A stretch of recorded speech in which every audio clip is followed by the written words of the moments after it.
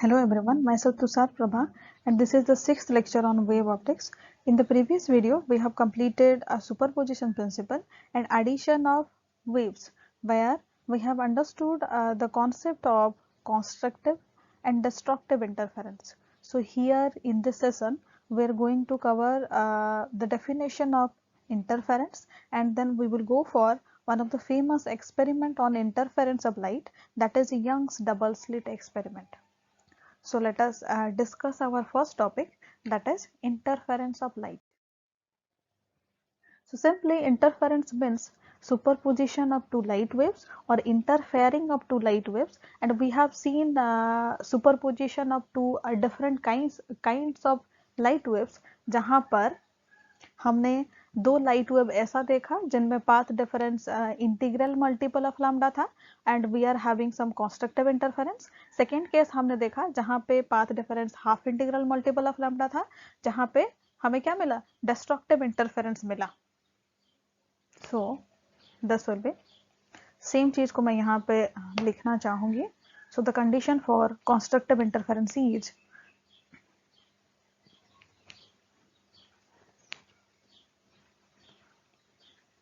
path difference should be how much, n lambda. In this situation we are having constructive interference.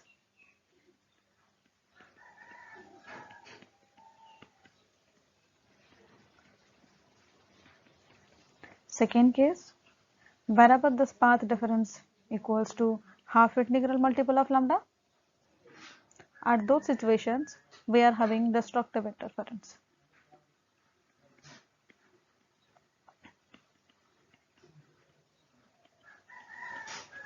ये term किस लिए पड़ा, क्योंकि यहाँ पे कॉन्स्ट्रक्टिव वे में सुपरपोज कर रहे थे and we are getting some constructive result, that means हमें इंटेंसिटी मैक्सिमम मिल रही थी बिकॉज ऑफ द सुपरपोजिशन. यहाँ पे इंटेंसिटी मिनिमम हो रही थी और जीरो हो रहा था, that's why the term came destructive interference. तो यहाँ पे दो लाइट सोर्स कंसिडर करते हैं, दिस वन इज S1, दूसरा यहाँ पे S2 कंसिडर करते हैं और सामने मान लीजिए एक स्क्रीन रखा है. And suppose I have considered 2 points, one is P and second one is Q. So यहाँ से दो light wave निकल रहे हैं and they are superposing at point P. Same thing happens for point Q also. So ये गया light wave from S1, दूसरा यहाँ से गया light wave from S2. तो अभी देखिए point P में आपका क्या हो रहा है, superposition of this light wave and this light wave. तो यहाँ पे हमें मैक्सिमम इंटेंसिटी मिलेगी या मिनिमम इंटेंसिटी मिलेगी, that will be decided by this path difference between these two light waves. अगर ये पाथ डिफरेंस एन लैम्डा हुआ, suppose let here the path difference is n lambda, because of which we will get a maximum intensity region here.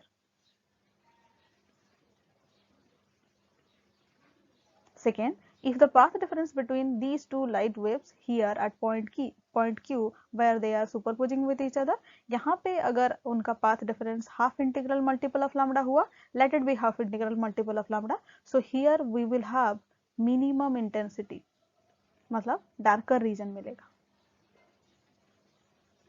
So this way of getting maximum intensity at some regions and minimum intensity at some regions due to superposition of light waves is known as interference of light. तो simple सा है, चलते हैं इसका definition पे. When two coherent light waves superpose each other, the intensity in the region of superposition gets redistributed, becoming maximum at some points and minimum at others. This phenomena is called interference of light. यहाँ पे एक चीज और बताना चाहूंगी, यहाँ पे जो टर्म है इंटेंसिटी गेट्स रीडिस्ट्रीब्यूटेड, यहाँ पे जो भी इंटेंसिटी ये दोनों सोर्स का है that use to redistribute in the screen, and at some points we are getting maximum intensity and at other points we are getting minimum intensity. So let us go to our next topic, that is Young's double slit experiment. तो इसका setup check करते हैं.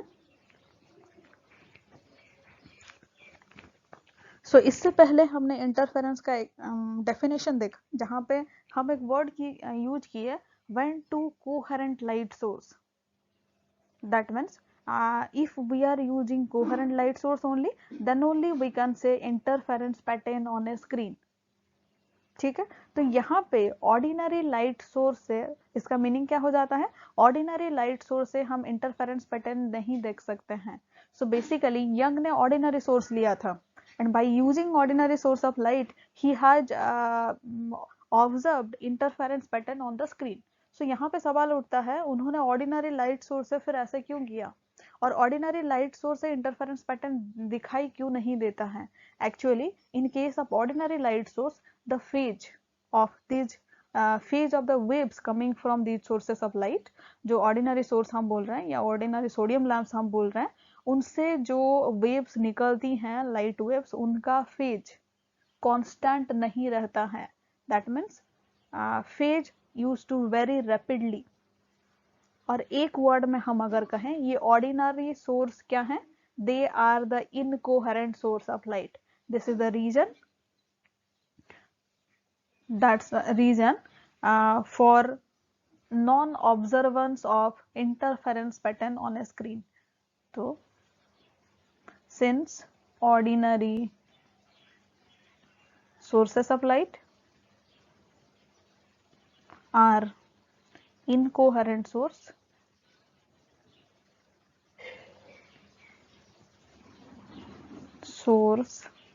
so interference pattern cannot be observed by using these sources of light.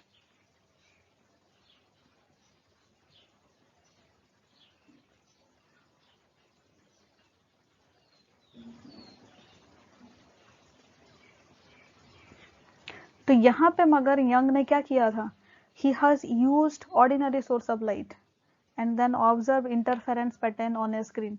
So how he has done this? So let us understand through this setup. यहाँ पे देखिए थोड़ा सा, आपको दो पिन होल नजर आ रहे होंगे.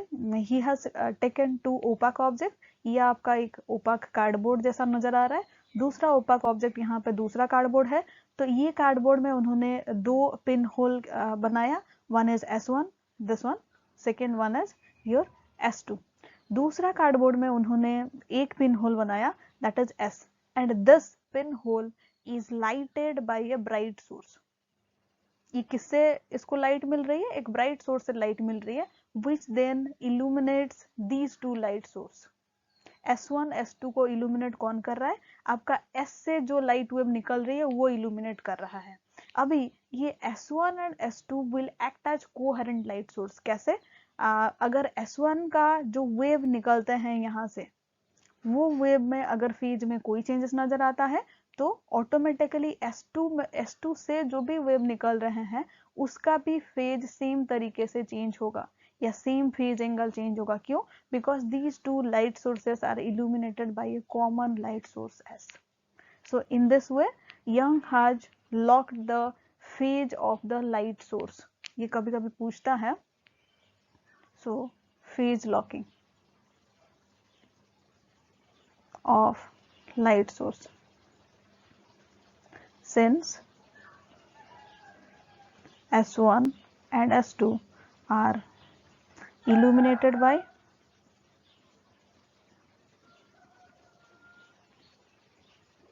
a common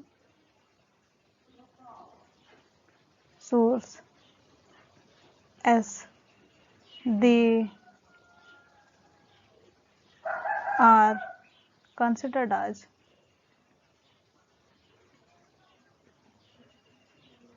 coherent source of light.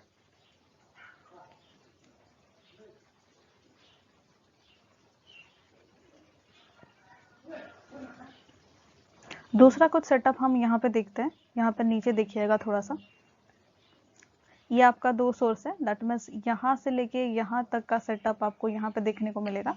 So S1 and S2 are the two pin holes, या फिर यहाँ पे स्लिट के नाम से हम जानते हैं. And where the distance of separation between these two slits be small d and G dash be the screen. This one yes be the screen here. तो यहाँ पे G dash आपका screen है, and the distance between the screen and the slits, उनके बीच में distance कितना है, d है. अब हमें यहाँ पे करना क्या है, कोई एक पॉइंट हमें लेना है या फिर स्क्रीन में हमें पता करना है कि कहाँ पे हमें ब्राइटर रीजन मिलेगा, कहाँ पे हमें डार्कर रीजन मिलेगा. That's why we have considered a point P at a distance x from the centre of the screen या फिर सेंटर ऑफ द स्लिट. ये आपका स्लिट का सेंटर यहाँ पे कट कर रहा है. सो स्क्रीन का सेंटर से पॉइंट O से आपका P का डिस्टेंस कितना हो जाता है, x हो जाता है. तो यहाँ पे पॉइंट P में ब्राइटर रीजन मिलेगा या डार्कर रीजन मिलेगा, that will be decided by superposition principle. वो कैसे? अगर पॉइंट P में पाथ डिफरेंस लैम्डा होता है then we will have brighter region. अगर path difference n plus half lambda होती है तो हमें क्या मिलेगा, एक डार्कर रीजन मिलेगा. तो ये पता करने के लिए कि पॉइंट P में ब्राइटर रीजन मिलेगा या डार्कर रीजन मिलेगा, we have to calculate the path difference. तो पाथ डिफरेंस हमें निकालनी है. तो क्या निकालना है हमें, S2P माइनस S1P निकालनी है. तो इसके लिए हमने थोड़ा सा इनडायरेक्टली निकाला है. वो क्या है, हमने इसका स्क्वायर लेके निकाला है. S2P का स्क्वायर माइनस S1P का square. This is equals to how much. यहाँ पे देखिए, मैं यहाँ पे एक लाइन खींचती हूँ, dash line. Let this point be A. यहाँ से S2 से और एक लाइन खींचती हूँ which is parallel to this one Z axis. So let this one be B. ठीक है. सो S2P के लिए आपको देखना पड़ेगा कौन सा triangle, triangle S2O and P. ये देखना पड़ेगा. S1P के लिए आपको देखना पड़ेगा S1AP. ये वाला ट्रायंगल आपको देखना पड़ेगा. Then we have to use Pythagoras theorem for S2P and S1P. तो उसी के हिसाब से हम देखेंगे S2P क्या होगा. S2P सो S2B का स्क्वायर प्लस PB का स्क्वायर. अब PB को थोड़ा सा स्प्लिट करते हैं. This is PO which is our x plus OB. OB कितना है, यहाँ से लेके यहाँ तक का D है. This will B how much, this will B D/2. Again this will B how much, OAB आपका कितना होगा, D/2 होगा. ठीक है. तो S2P will be, Pythagoras theorem हम यूज कर रहे हैं, कैपिटल D का square plus this is S2B का स्क्वायर प्लस PB का square which is equals to PO which is x plus OB which is D/2 इसका स्क्वायर माइनस. अब चलते हैं S1P पे. S1P देखिए, दिस वन इज S1, ये आपका P है. तो ये आपका ट्रायंगल बन जाता है कौन सा, ट्रायंगल S1AP. तो वहां पे S1P का स्क्वायर क्या होगा, S1A का square which is our capital D का स्क्वायर प्लस PA का स्क्वायर. तो ये क्या होगा, x माइनस D/2 कर देंगे तो फिर हमें PA का स्क्वायर मिलेगा. So this will B x minus D/2 का square. So let us expand this one. D square plus x square D square by 4 plus 2 into x into D/2 minus D square plus x square plus D square by 4 minus 2 into x into D/2. So this is equals to how much, D square plus x square plus D square by 4 plus 2 और मैं नहीं लिख रही हूँ, directly XD लिख रही हूँ. This will be cancelled out minus D square, sorry, this will be minus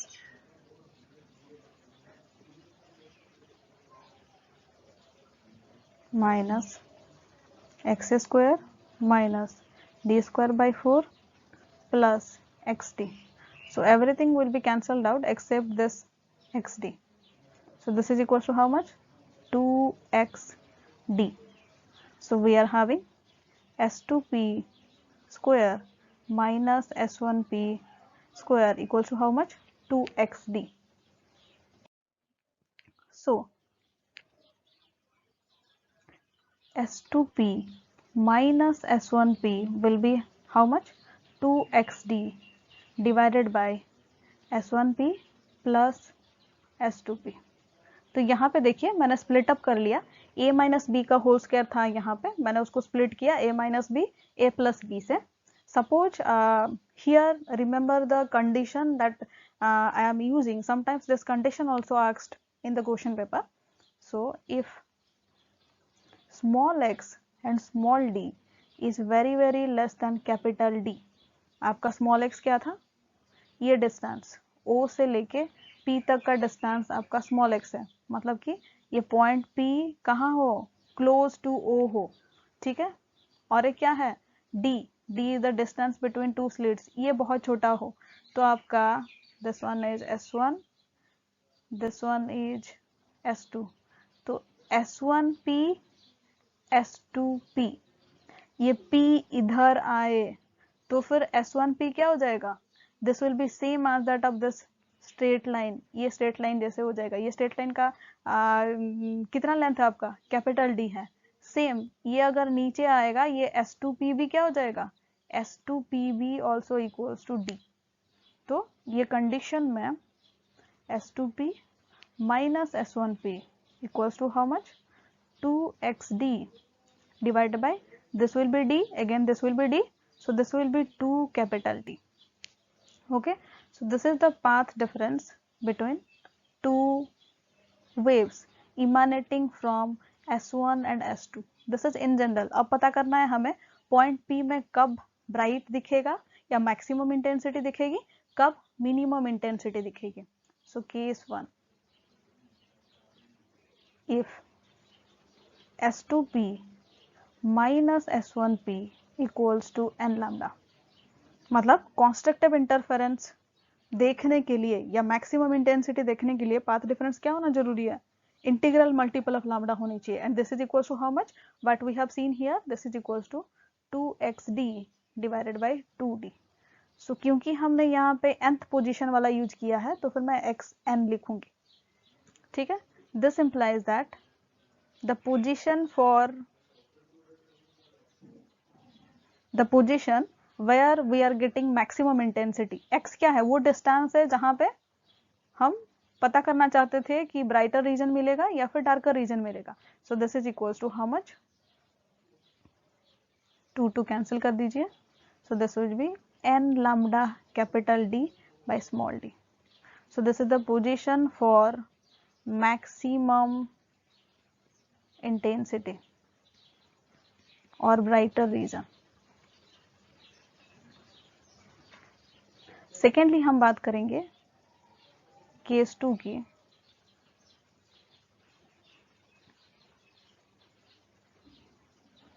देखिए, if S2P minus S1P equals to how much? n plus half lambda, that means half integral multiple of lambda, and this is equals to how much? 2xd by capital D.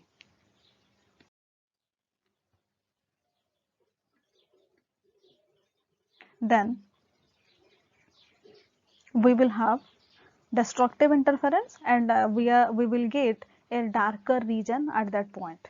तो यहाँ पे देखिए क्या था?